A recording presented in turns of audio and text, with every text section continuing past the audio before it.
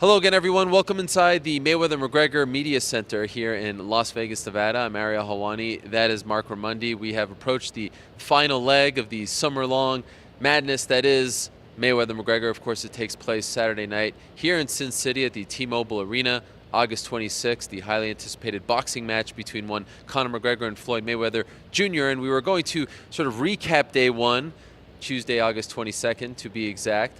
But a funny thing happened along the way, as we have come to expect in mixed martial arts, Marc. A few curveballs, and every time it seems like we are about to celebrate a big moment for our sport. And yes, I know this is a boxing match, but it is still a big moment for the sport of MMA.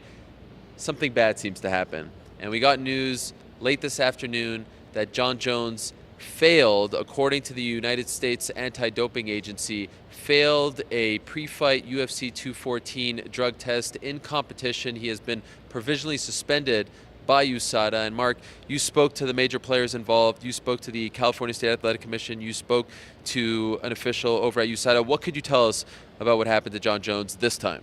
So it was a sample collected in between the weigh-ins and the fight. It was on July 28th after the official weigh-ins. That's when the sample was collected. It came back, I guess, just this week that it was positive.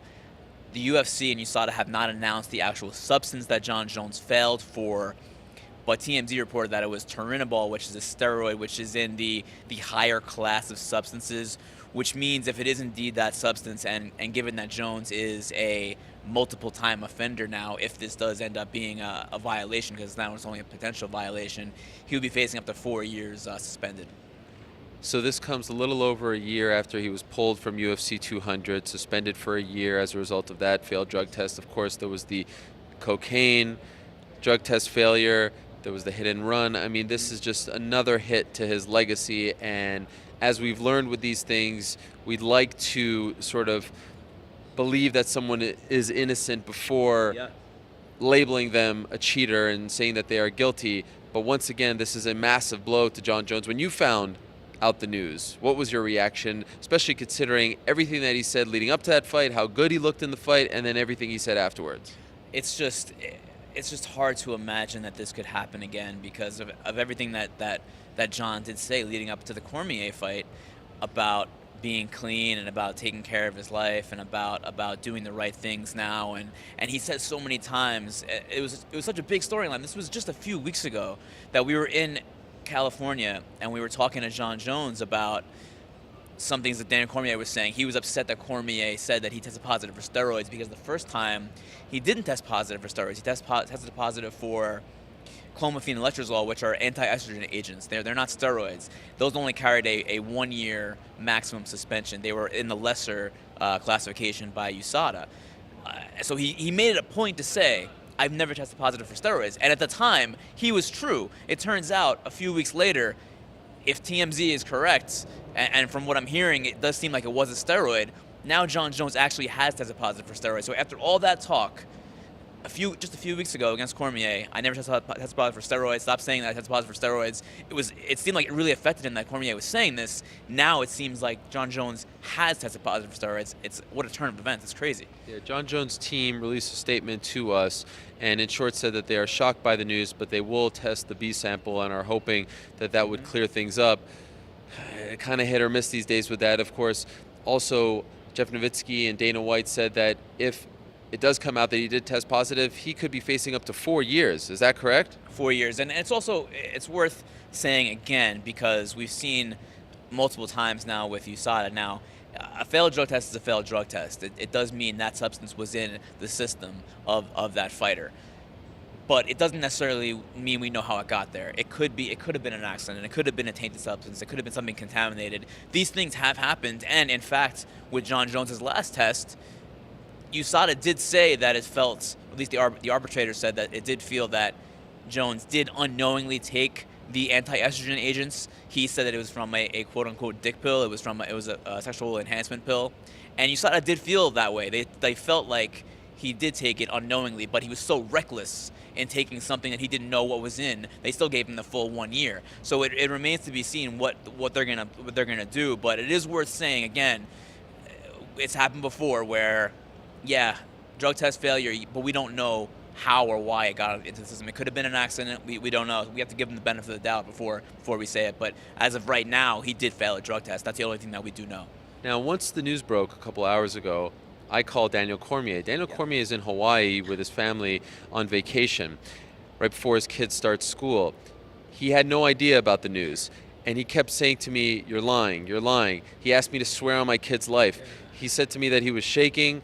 He said that he had no idea what to make of all this and had to call me back. I called him back, and he said that I'm still trying to process all of this. And then finally he put out a statement through us, called me up, gave me a couple lines, and then said he was going to reserve judgment. He was as classy as ever, didn't take any shots at Jon Jones, just says he doesn't even know what to think anymore. Said he thought on that night Jon Jones was the better man. Now he's just completely lost and confused, as are all of us.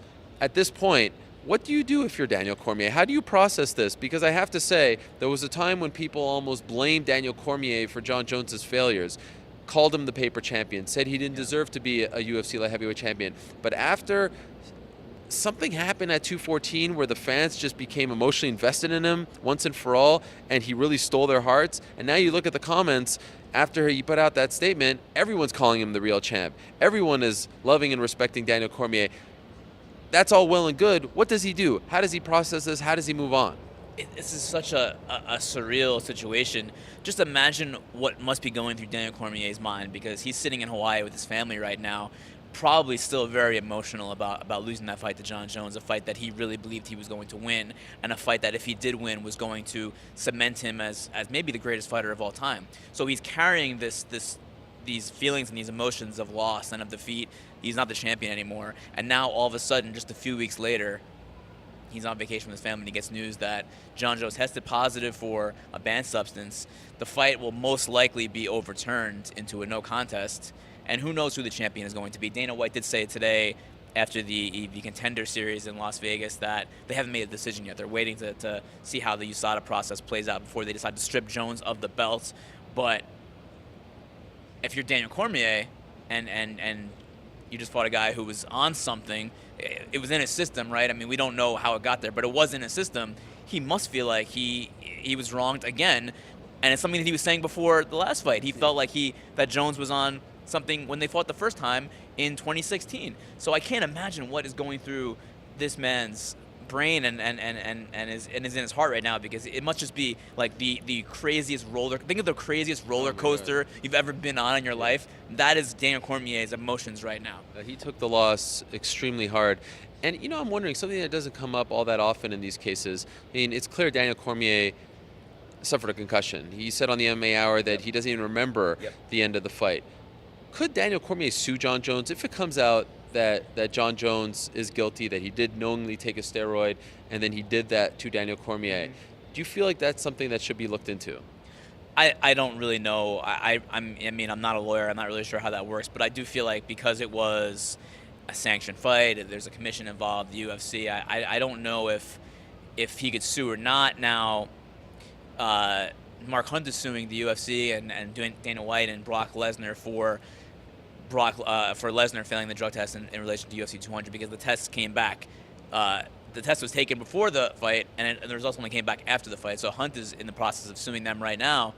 Could Daniel Cormier put together another lawsuit? I mean, I can't imagine that happening, but I don't know. That's hard to say. There's so many. I feel like we now have more questions than we have answers, because it seemed like things came full circle at UFC 214. It seemed like Jones was clean, he was back, he looked good, he won the fight, he got the title back, and this was going to be the beginning of the Jon Jones redemption story.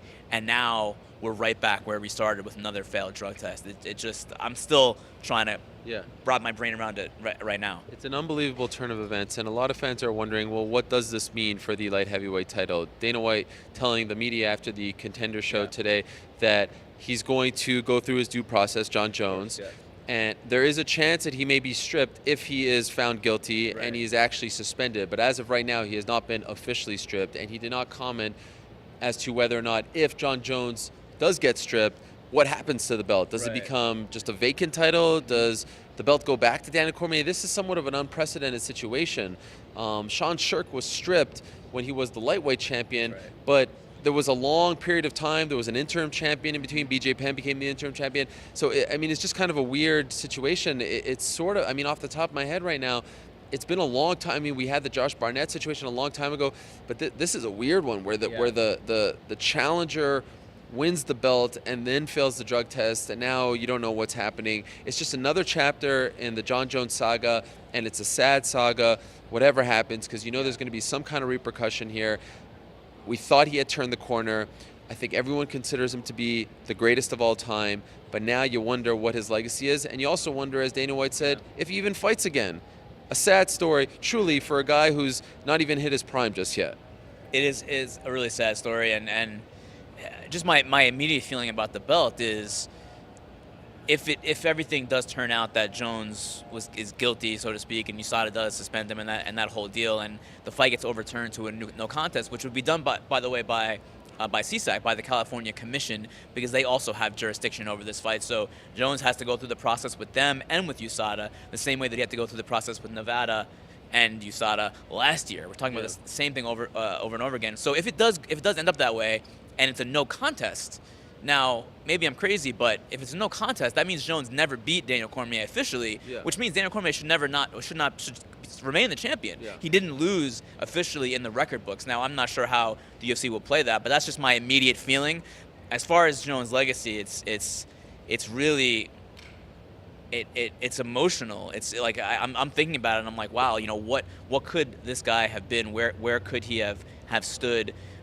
Even through all the stuff that's happened already, the felony hit and run, the DUI, the drug test last year, everyone was still saying Jon Jones is the greatest fighter of all time. Through all of that, but now there's a second drug test failure. At what point do we say, well, we just don't know anymore? We just don't know. I don't know. Well, I guess we'll see how it plays out, but to be continued on his legacy. It used to be set in stone. It's no longer that. Great point about the belt, by the way, because when he was stripped after the hit and run, that was not tied to a fight, but this is tied to a fight. Correct. After he won the belt. So there is a chance that Daniel Cormier gets that belt back, but they have not, of course, once again, made that official ruling. One last thing, Dana White saying to the press that they were thinking about booking Jon Jones versus Stipe Miocic December 2nd in Detroit. I know that fight was discussed with the Jones camp. Again, as I've reported countless times now, Stipe Miocic is not budging. He is not considering returning to the cage until he gets a new contract. But what's interesting now is this is a massive double whammy for the UFC, because not only down the line in December is this affecting a fight. Let's talk about what's happening right now. UFC 214, best show of the year by far. Best pay-per-view numbers, 850, 900 range. The return of the GOAT, big things to come, super fights, Brock Lesnar fight, all that stuff and more. And then this happens as we kick off Mayweather-McGregor week. Everyone today is talking about this. I thought that the Kyrie Irving trade to the Celtics was going to overshadow Mayweather-McGregor. This is overshadowing all of it, in my opinion. Jon Jones failing a drug test. And now here we are covering a boxing match where the biggest star in the UFC, Conor McGregor, is going out there and sort of putting his neck out there on the line. Who knows what happens on Saturday? And Jones, this is not a good time for the UFC. While boxing, I feel like, is developing a lot of momentum, having a great year, a better year, in my opinion, than MMA, this is another massive blow in what has become somewhat of a disastrous 2017. It's huge because after that fight, Jones, we don't know, but it seemed like he may have cemented himself finally as a big star, as a big draw, because of how well that did on pay-per-view. And the UFC is needing that right now. They really need a big draw, and now who knows when he's going to return. That Brock Lesnar fight that could have happened maybe next year. Who knows when Jon Jones will ever fight again, if he does fight again. The sport never ceases to amaze. It's Tuesday. It's August 22nd. We still have, 4 more days to go before arguably the biggest fight of our lifetime goes down just a few blocks from here, Mayweather versus McGregor, and we're kicking things off this week with Jon Jones failing another drug test and getting provisionally suspended by the United States Anti-Doping Agency. What will happen to Jon Jones? Will he ever fight again? Will he remain the UFC light heavyweight champion? Right now, more questions than answers. We're still trying to digest it all, and we will have plenty more updates as the week rolls along. And by the way, a reminder to all of you, the MMA Hour is live from Las Vegas from right here in Sin City, right back there in the media center. Marc and I and many others will be reacting to this news, talking about Mayweather McGregor. Our first show of the week kicks off Wednesday, so in just a couple hours from now, Wednesday at 6 p.m. Eastern time, so stay tuned for that. We're live on Twitter, MMAfighting.twitter.com. That will be a on-the-road edition of the MMA Hour, but for now we shall say goodnight. Jon Jones testing positive once again. Plenty more reaction to come from here in Las Vegas. We're about to celebrate a big moment for our sport, and yes, I know this is a boxing match, but it is still a big moment for the sport of MMA. Something bad seems to happen, and we got news late this afternoon that Jon Jones failed, according to the United States Anti-Doping Agency, failed a pre-fight UFC 214 drug test in competition. He has been provisionally suspended by USADA. And Marc, you spoke to the major players involved. You spoke to the California State Athletic Commission. You spoke to an official over at USADA. What could you tell us about what happened to Jon Jones this time?